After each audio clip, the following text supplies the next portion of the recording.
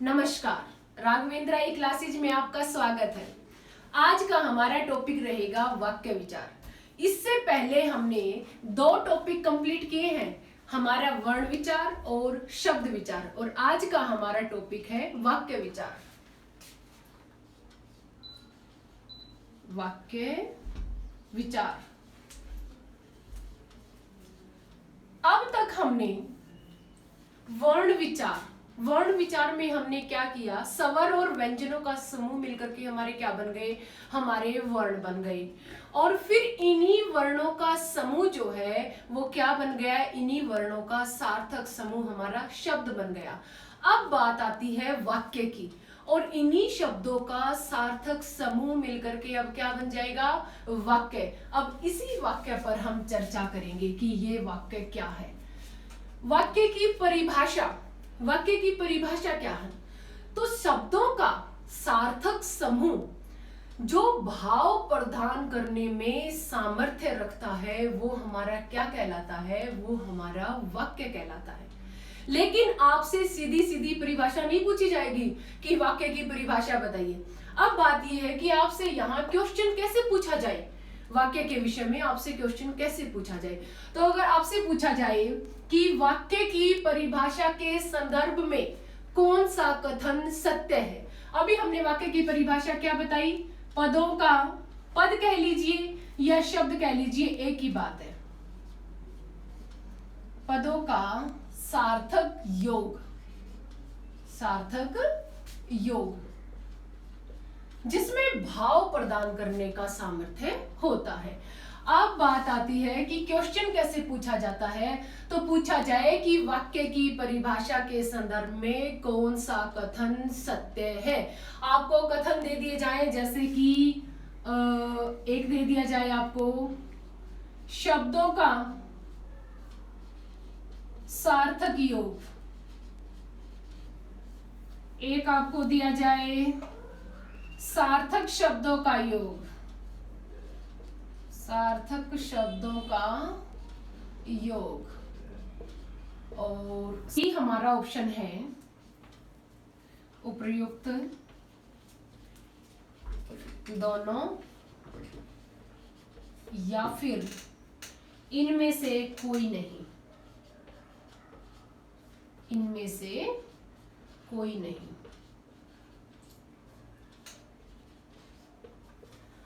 अब ये देखो, वाक्य शब्दों का सार्थक योग या सार्थक शब्दों का योग। अब यहां के ही हम कंफ्यूज हो जाएंगे इन दोनों में, हमें इनका ही नहीं पता ये है या ये है, तभी तो हम आगे बता पाएंगे दोनों है या एक है। तो ये बहुत जरूरी है। अब ये देखो, शब्दों का जहां सार्थक योग होगा वो हमारा क्या कहलाएगा, वाक्य कहलाएगा। अब बात ये आती है कि फिर ये गलत क्यों है। देखिए, वर्णों का जब सार्थक योग होता है तो वो हमारा क्या बनता है, शब्द बनता है। लेकिन जहां शब्दों का, शब्द तो होंगे लेकिन उन शब्दों का योग कैसा होगा, सार्थक होगा, वो हमारा क्या होगा, वाक्य होगा। जब मैंने वाक्य की परिभाषा आपको बताई अभी, तो इसमें बताया भी था कि पदों का सार्थक योग ही क्या होता है, हमारा वाक्य होता है। ठीक है। अब देखो, जैसे मैं इसके बारे में लिख दूं कि मैं लिख दूं मोहन, सोहन, गीता, तो ये सब क्या है, ये बिल्कुल सार्थक है। सारे शब्द कैसे हैं, सार्थक शब्द हैं, लेकिन क्या इनका भावार्थ आ रहा है। और अगर मैं यहां लिख दूं कि मोहन खाता है, अब इन्हीं शब्दों के अंदर देखो आप, मोहन खाता है, मोहन क्या काम कर रहा है, कौन सी क्रिया कर रहा है, मोहन खाने की क्रिया कर रहा है, मोहन खाता है। तो यहां इन शब्दों के अंदर क्या है, सार्थक योग है। ठीक है। तो ऐसे आपसे क्वेश्चन पूछा जा सकता है, वाक्य की सीधी सीधी परिभाषा ना पूछ के ऐसे आपसे क्वेश्चन पूछा जा सकता है। अब आगे चलते हैं। अब आगे बात आती है वाक्य। ये जो वाक्य है, एक महत्वपूर्ण बात वाक्य की, भाषा और व्याकरण का सबसे महत्वपूर्ण अंग है हमारा भाषा और व्याकरण का महत्वपूर्ण अंग है क्या? वाक्य। ये आपसे पूछा जा सकता है कि व्याकरण का महत्वपूर्ण अंग या भाषा का महत्वपूर्ण अंग क्या है। ठीक है। दूसरी बात आपसे पूछा जाए कि भाव या भावार्थ के आधार पर, भाव या फिर भावार्थ के आधार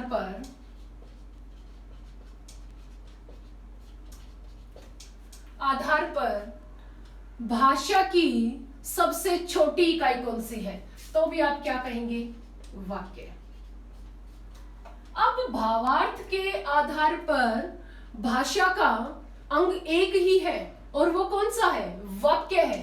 अब चाहे तो हम उसको भाव या भावार्थ के आधार पर छोटी इकाई कहें, ठीक है, भावार्थ के आधार पर इसको हम छोटी इकाई कहें या फिर हम बड़ी इकाई कहें, ये हमारी क्या है? वाक्य ही कहलाएगी। आपसे ऐसे क्वेश्चन पूछा जा सकता है कि भावार्थ के आधार पर वाक्य की बड़ी इकाई या फिर छोटी इकाई, छोटी कहें या बड़ी कहें, क्या कहेंगे हम? वाक्य। क्योंकि हमने ये पिछली क्लास में किया भी था, आपको ध्यान होगा, हमने किया था कि भाषा के कितने अंग हैं? 3 हैं। कौन कौन से? वर्ण है हमारा, शब्द है और हमारा क्या है? वाक्य है। इस वर्ण का कोई अर्थ नहीं होता। शब्द है, शब्द का क्या होता है? अर्थ होता है। ठीक है, अर्थ के आधार पर ये क्या है? ये हमारी सबसे छोटी इकाई है। अब रहा क्या? वाक्य। तो ये जो वाक्य है ये कैसा है? ये भावार्थ के आधार पर सबसे बड़ी कहें इसको या सबसे छोटी इकाई, क्या रहेगी हमारी? वाक्य। आगे आपको यहां तक समझ में अच्छे से आया होगा। आगे चलते हैं। अब बात आती है कि ये जो वाक्य है, इस वाक्य का हमें कैसे पता चले कि हमारा वाक्य शुद्ध है? इसके अंदर जैसे भी हम शब्दों को करते हैं, उनकी क्रमबद्धता, उनकी समीपता, क्या सारी चीजें वाक्य के अंदर सही है? तो वाक्य के अंदर 6 तत्व कह लीजिए या कारक, इनका होना बहुत जरूरी है जिससे हमारा वाक्य सही हो। तो वाक्य के कारक जो हैं या फिर हम इनको कहें तत्व, तो वो कितने होने चाहिए? वो 6 होने चाहिए। वो 6 तत्व कौन कौन से होने चाहिए? ये देखो, एक तो वाक्य के अंदर योग्यता होनी चाहिए। दूसरा, वाक्य के अंदर आकांक्षा।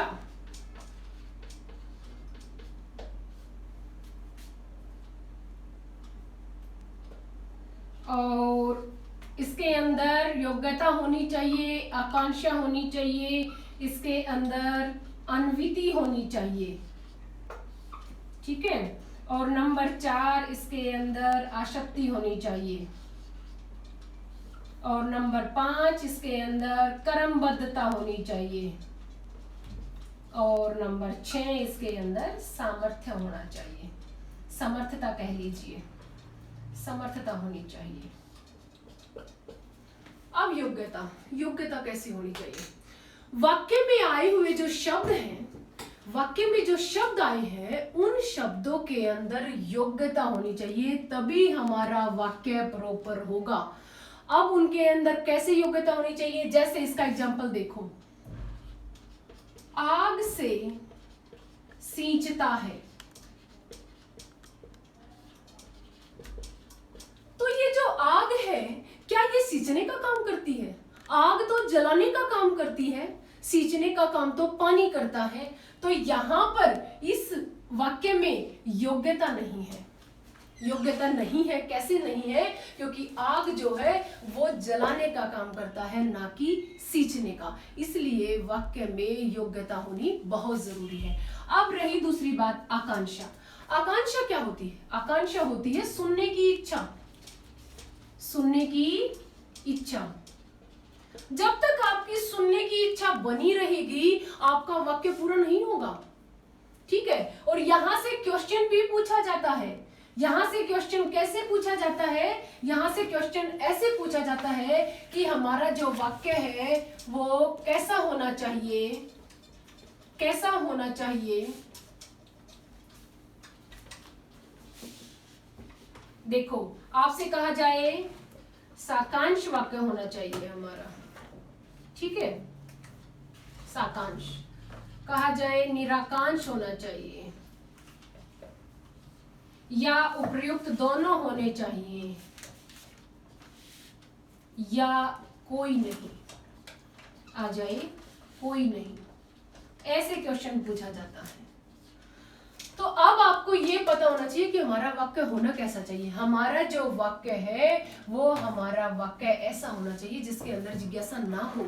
अगर जिज्ञासा बनी रहेगी तो हमारा वाक्य पूरा नहीं होगा। तो हमारा वाक्य कैसा होना चाहिए, निराकांक्ष होना चाहिए। कई बार पूछा जाता है वाक्य कैसा होना चाहिए, वाक्य निराकांक्ष होना चाहिए, वाक्य के अंदर जिज्ञासा नहीं होनी चाहिए। अब जिज्ञासा कैसे नहीं होनी चाहिए उसके लिए एग्जाम्पल लेते हैं। देखो मैं लिखती हूं, मैं आकांक्षा में मैंने बताया मैं कल तुमको, ये एक एग्जाम्पल से बताएंगे ना हम आपको, डैश डैश डैश।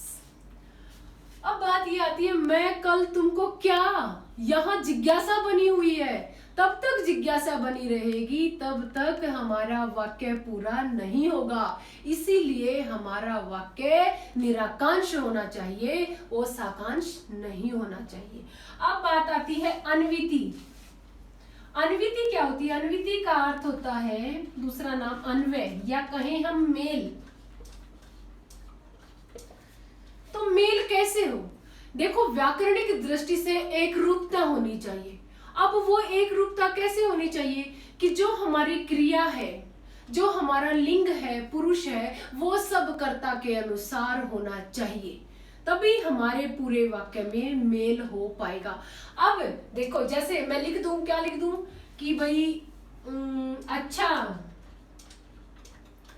लड़की पढ़ता है, तो क्या हमारा ये वाक्य सही है, अच्छा लड़की पढ़ता है। यहां एक रूपता है, यहां पर हमारी जो क्रिया है वो लिंग के अनुसार है, नहीं है। तो इसीलिए यहां पर क्या होगा, अच्छी लड़की पढ़ती है। ऐसे हमारा इनके अंदर वाक्य में शब्दों के अंदर मेल होना चाहिए। अब बात आती है आसक्ति। आसक्ति क्या होता है, आसक्ति होता है निकटता, या कहें हम समीपता। देखिए एक होती है आसक्ति, वो उसका अर्थ होता है लगाव, और यहां पर है आसक्ति यानी कि समीपता, निकटता।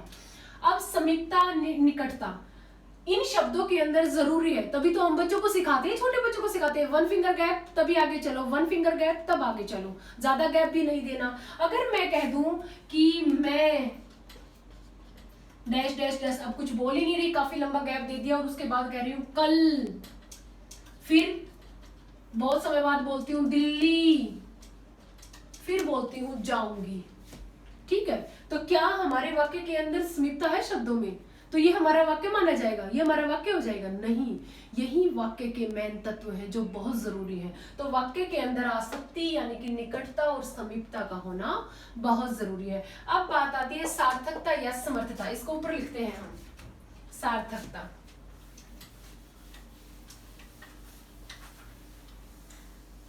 एक कर्मबद्धता भी और रहता है हमारा, कर्मबद्धता और सार्थकता। अब बात आती है हमारी कर्मबद्धता। जो भी हम शब्द वाक्य के अंदर प्रयोग करते हैं ना, उन शब्दों का एक कर्म होना बहुत जरूरी है। अगर उन्हीं शब्दों को हम आगे पीछे कर देना तो वो दूसरा अर्थ दे देंगे। कैसे, जैसे देखो मैं लिख दूं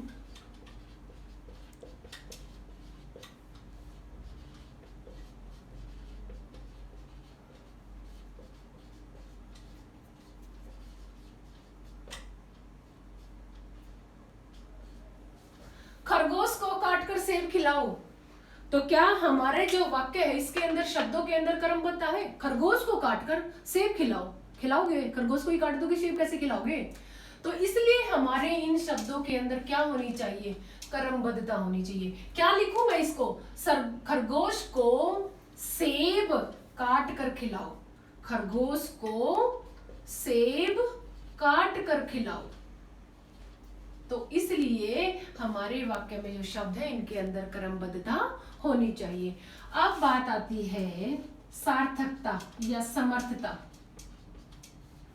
हमारे हिंदी भाषा में जितने भी शब्द हैं वो कैसे हैं? सार्थक हैं। उन सभी सार्थक शब्दों से क्या बनता है? हमारा वाक्य बनता है। तो हिंदी भाषा में आए हुए या हिंदी भाषा में स्वीकार किए गए जितने भी शब्द हैं वो कैसे हैं? सार्थक हैं, और उन्हीं से हमारे क्या बनते हैं? वाक्य बनते हैं। तो ये हमारे वाक्य के 6 कारक कहें इनको, या हम क्या कहें? तत्व।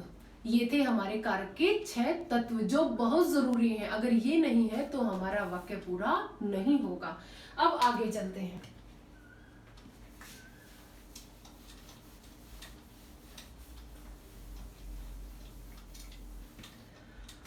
अब बात आती है कि हमारा जो वाक्य है, हमारे वाक्य की रचना में, वाक्य की रचना या संरचना कहें, वो किनसे होती है? संरचना कह लीजिए या रचना, वो किनसे होती है? उनके अंदर क्या क्या होता है? एक तो क्या होता है? कर्ता होता है, एक क्या होता है? कर्म होता है, और एक क्रिया होती है। वाक्य के अंदर ये 3 क्या होते हैं? ये 3 अंग होते हैं। जब हम किसी भी वाक्य की संरचना करते हैं, रचना करते हैं, उसके अंदर कर्ता मिलेगा आपको, कर्म मिलेगा, क्रिया मिलेगी, और अन्य कारक से संबंधित आपको मिल सकते हैं, लेकिन मेन हमारी 3 है, कर्ता, कर्म और क्रिया। अब बात आती है कि ये वाक्य के जो 3 अंग हैं, इन 3 अंगों को हम 2 भागों में बांटते हैं। एक भाग हुआ हमारा कर्ता, ये हुआ हमारा कर्ता, और जो दूसरा भाग है, दूसरा भाग हमारा कर्ता के कथन से संबंधित होता हुआ है, यानी कि कर्ता ने जो कुछ भी उसके अंदर कहा है वो सारा कथन इसके अंदर शामिल होगा। किसके अंदर? दूसरे भाग के अंदर।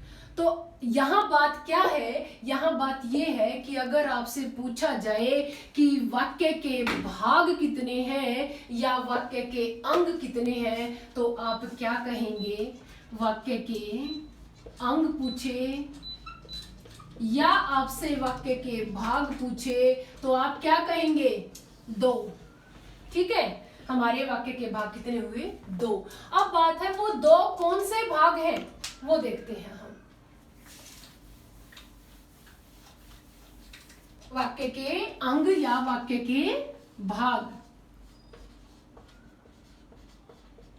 अंग या भाग 2। वो 2 कौन कौन से हैं? वो 2 हैं हमारे, नंबर 1 उद्देश्य,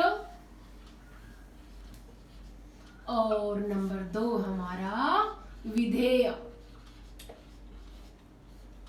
अब आपको ये पता होगा कि उद्देश्य क्या है, विधेय क्या है, तभी आप वाक्य को समझ पाएंगे, अन्यथा आप वाक्य को नहीं समझ पाएंगे। ठीक है, इन्हीं के ऊपर हमारा सारा वाक्य बना होता है। अगर आपको उद्देश्य और विधेय का अच्छे से पता है तो हमारा सेंटेंस चाहे कितना बड़ा हो चाहे कितना छोटा हो, आप बता सकते हो कि हमारा वाक्य कैसा है, अगर आपको उद्देश्य और विधेय का पता है। तो उद्देश्य क्या होता है? उद्देश्य होता है जिसके बारे में कहा गया है, वो हमारा क्या होता है? उद्देश्य। या फिर मैं इसको कह सकती हूं क्या? कर्ता। क्या होता है ये? कर्ता। अब मैं कहती हूं सीता खाना खाती है, सीता खाना खाती है। अब यहां हमें उद्देश्य बताना है, इसमें उद्देश्य कौन सा है? देखो हमने क्या कहा था? जिसके विषय में कुछ कहा जाए। अब यहाँ खाना खाती है, किसके विषय में कहा जा रहा है? यहाँ सीता के विषय में कहा जा रहा है। किसके विषय में? सीता के विषय में। तो सीता हमारी क्या हुई? सीता हमारा यहाँ पर उद्देश्य हुआ। आ गया समझ में? अब आगे चलते हैं विधेय पर। एक बार इसको और क्लियर कर लेते हैं विधेय को, फिर इसको और अच्छे से करेंगे। विधेय कौन सा होता है? विधेय हमारा वो होता है, उद्देश्य के विषय में कुछ कहा जाता है, वो हमारा विधेय कहलाता है। उद्देश्य के विषय में वो हमारा क्या है? विधेय। अब इसी एग्जाम्पल से देखते हैं हम, सीता खाना खाती है, किसके विषय में कहा? सीता के विषय में। सीता के विषय में क्या कहा? खाना खाती है। तो ये हमारा क्या हुआ सारा? ये हमारा विधेय कहलाया। तो ये उद्देश्य और ये विधेय जिसके विषय में कहा जाता है वो हमारा क्या होता है? उद्देश्य। और उद्देश्य के विषय में जो कुछ कहा जाता है वो हमारा क्या होता है? विधेय होता है। अब बात आती है, अगर मैं लिख दूं, इसके लिए एग्जांपल लेते हैं, जैसे राजा दशरथ के पुत्र राम ने रावण को मारा। अब आप बताइए यहां पर हमारा उद्देश्य कौन सा है और विधेय कौन सा है? अब यहां आप समझो इसको थोड़ा सा। उद्देश्य जिसके विषय में, किसके विषय में कहा है? किसने मारा है? राम ने मारा है। तो राम हमारा क्या है? उद्देश्य है। क्या है? उद्देश्य है। और अब इस राम ने क्या किया है? इस उद्देश्य के विषय में क्या कहा गया है कि इस राम ने किसको? रावण को मारा है। ये हमारा क्या है? ये हमारा विधेय है। अब बात आती है, फिर इसको हम क्या कहें? राजा दशरथ के पुत्र, ये भी तो रह गया हमारा। तो जब हम किसी भी उद्देश्य के विषय में और शब्द जोड़ते हैं, और शब्द जब हमें जुड़े हुए मिलते हैं, तो वो सारा हमारा क्या कहलाता है? वो हमारा उद्देश्य का विस्तार कहलाता है। क्या कहलाता है? उद्देश्य का विस्तार। इसको हम कहेंगे उद्देश्य का विस्तार। ऐसे ही विधेय होता है। और अगर इसी रावण के आगे मैं कुछ और लगा दूं कि दुष्ट रावण को मारा या पापी रावण को मारा, तो ये हमारे क्या हो जाएंगे? ये हमारी इसी विधेय का विस्तार हो जाएगा। ठीक है। और ये जो विधेय का विस्तार है, इसी को हम क्या कहते हैं? इसको कहते हैं पदबंध। क्या कहते हैं? पदबंध। क्योंकि ये देखो, ये हमारे सब क्या हुए? शब्द हुए। और इन शब्दों से ही क्या बनते हैं? इन शब्दों को ही हम पद कहते हैं। और ये जब पद हमारे इसको राम के लिए सारे आए हैं, तो ये हमारे कहलाते हैं पदबंध। अब ये कैसा पदबंध है? ये हमें कैसे? तो राम हमारा कैसा शब्द है? राम एक संज्ञा शब्द है। ठीक है। तो ये हमारे क्या कहलाएंगे? संज्ञा पदबंध। ऐसे ही किसी विशेषण के बारे में बताया जाता है, जहां विशेषण हमारा उद्देश्य हो जाता है, तो फिर वो क्या बन जाता है? विशेषण पदबंध हो जाता है। विदेश्य के बारे में कुछ और बताया जाता है, ठीक है, विशेषण के बारे में कुछ बता रहे, तो वो हमारा आगे विशेषण पदबंध कहलाया जाएगा। ऐसे ही संज्ञा पदबंध होता है। ऐसे ही हमारी क्रिया है, क्रिया से पहले अगर हम कुछ बताते हैं, क्रिया के बारे में और कुछ बढ़ा चढ़ाकर बताते हैं, तो वो हमारा क्रिया पदबंध हो जाता है। ऐसे हमारा उद्देश्य और विधेय होता है, जो कि बहुत इंपॉर्टेंट है। यही उद्देश्य और यही विधेय मिलकर के हमारे वाक्य बनते हैं। अब बात आती है वाक्य के प्रकार। वाक्य के प्रकार। वाक्य के 3 प्रकार हैं। वाक्य के अगर आपसे प्रकार पूछे तो आप कहेंगे 3 कौन कौन से हैं? एक तो है हमारा प्रयोग, कह लीजिए, या संरचना या रचना, जो कुछ भी इसी के लिए आते हैं सारे, संरचना रचना। इसके आधार पर हमारे वाक्य हैं 3। और नंबर 2, अगर आपसे पूछा जाए अर्थ के आधार पर, तो आप कहेंगे अर्थ के आधार पर है 8। और अगर पूछा जाए, ये जो है बहुत ही कम आपको मिलेगा लेकिन बहुत इंपॉर्टेंट है, अगर पूछा जाए क्रिया के आधार पर वाक्य, तो क्रिया के आधार पर हमारे वाक्य हैं 3। ये तीनों को हम क्या कहते हैं? इन्हीं को हम वाच्य कहते हैं। क्या कहते हैं? वाच्य कहते हैं। ये 3 क्या है? हमारे वाच्य हैं, अर्थ के, क्रिया के आधार पर। ठीक है। अब हम पढ़ेंगे कि प्रयोग या संरचना या रचना के आधार पर हमारे 3 कौन कौन से हैं। अब यहां से आपसे क्वेश्चन पूछा जा सकता है कि भाषा की मूल इकाई कौन सी है, तो आप कहेंगे वर्ण। अगर पूछा जाए भाषा की मुख्य इकाई कौन सी है, तो आप कहेंगे वाक्य। ठीक है, अब बात आती है प्रयोग या संरचना के आधार पर वाक्य। प्रयोग और संरचना के आधार पर हमारे वाक्य है 3। एक है हमारा सरल वाक्य या कह लीजिए साधारण वाक्य,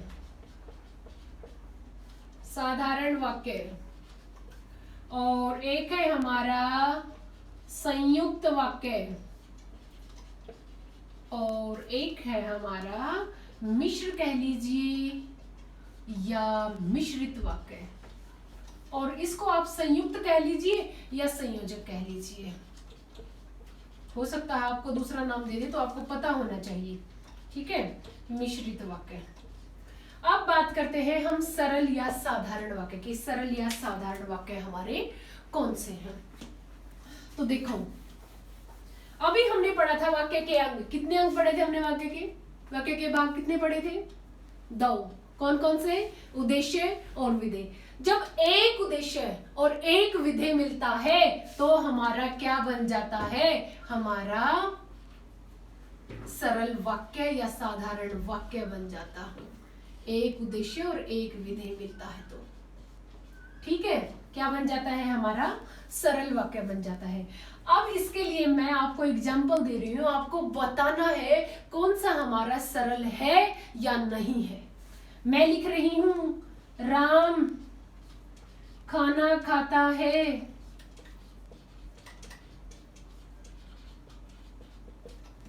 अब मैं नेक्स्ट लिख रही हूं राम व श्याम खेल रहे हैं।